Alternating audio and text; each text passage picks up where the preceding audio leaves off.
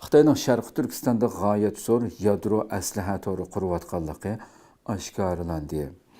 Qadrli ko'ruvchilarimiz, albatta pat-pat mana shundaq vatanimizning har qaysi joylarida Xitoyning maxfiy holatda g'oyat zo'r hajmdagi qurol-yarog' iskilotlari, gazarmalar, muynanaslarninki sun'iy hamroh suratlari pat-pat oshkorlanib turibdi. Yillardan buyon Xitoyninki bu yerda nurg'un yadro qurollarini sinab qilib xalqimizga ig'ir jihatda ziyon berganligini albatta bilamiz. Bu qatim Reuters agentligi maxsus tekshirib chiqqan sun'iy hamroh suratlaridan ma'lum bo'lishicha, Xitoy Sharqi Turkistonda qo'yib berish supsi okop aloqa tugullardan tarkib topgan g'oyat zo'r harbiy ul aslaha to'ri qurayotganligini o'ttirg'i qo'ydi Reuters agentligi. Xabarda qayd qilinishicha, yuqorida tilga harbiy ul aslahalar to'pi o'tgan 6 yilda Sharqi Turkistonning sharqiy qismida qurib chiqilgan 2 dona 8 taraflik aslahani markaz qilgan. Ya'ni bu yangi 6 yil o'tgan 6 yil ichida qurib chiqilgan yangidan qurib chiqilgan bir markaz ekanligi o'ttirib qo'yilganda 2 dona 8 taraflik aslahani markaz qilgan. Bu 2 aslaha Qumul yadro boshqarilgan bomba qo'yib berish bazalari rayonining g'arbiy janubiga joylashgan bo'lib, oraliqi ayrim holda taxminan 140 kilometr va 230 kilometr keldi-kanda buni.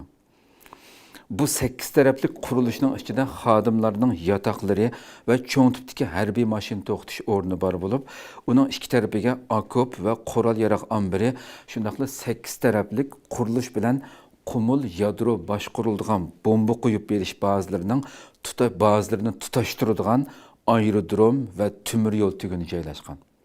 O'ylab qo'yinglar, g'oyat zo'r bir ya'ni bu shu yaqinda hamda isbotlangan amaliy shaklda sun'iy hamroh suratlar bilan ya'ni inkor qilinmaydigan darajada o'ttirib qo'yilgan isbotlangan bir nuqtalardir. Ya'ni Xitoyninki vatanimizning har qaysi joylarida ilgari Lopnur ko'li atrofida mustaklimakan qumliqida nurg'un maxfiy joylarda qandaq darslarni, ba'zilarini qurayotganligini bilamiz hamda.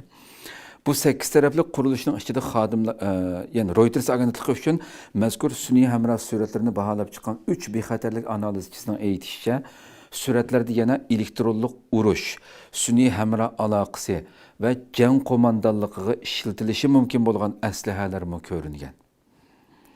Bu suratlar Xitoy rejimining yo'tkilishchan boshqarilgan bomba qo'yib berish bazalari va havo mudofaa boshqarilgan bomba bazalarini uzluksiz kengaytirayotganligini, 80 dan ortiq qo'yib berish supsidan foydalanayotgan bo'lishi mumkinligini ko'rsatib bergan. Maxsus mutaxassislarning buni tafsiliy analiz qilishi natijasida bu shaklda o'tirg'i qo'yildi bu. Mutaxassislarning bildirishicha, garchi Xitoy armiyasi suvosti paraxodlari va aeroplanlardan yadro qurollarini qo'yib bera oladigan bo'lsa-mu, lekin Sharq Turkistonga va Gansuga joylashgan boshqarilgan bomba qo'yib berish bazalari Xitoyning yadro kuchining yadrosi hisoblanadi ekan. Ya'ni amaliyotda haqiqiy kuchi bu yerlarda deydi yani. O'ylab qo'ying. Gerçi bundan ilgari mazkur 8 tarafli qurilishlarning mavjudligi xotirlangan bo'lsa-mu, ilgirki nimalarda bu qatim Reuters agentligi uning to'rlashtirilgan ko'lami haqida tunji qatim maxsus xabar e'lon qilingan. Ya'ni har birisining oralig'ida qarab qo'ying, yuqori deyilgandek 140 kilometr va 230 kilometr keldigan darajada hammasi bir-birisiga tutashtirilgan, ham uchish yo'llari tutashtirilgan, harbiy avtomobillar qo'yilgan maxsus organlar nihoyatda tafsiliy holatda o'ttirib qo'yilgan bir dokument, maxsus bir xabar bo'lgan bu. Demak, Xitoyning vatanimizdagi yani planlarning kelgusi uchun o'rnashtirilgan planlarning qancha ekanligini ro'shan bir shaklda o'ttirib qo'yapti.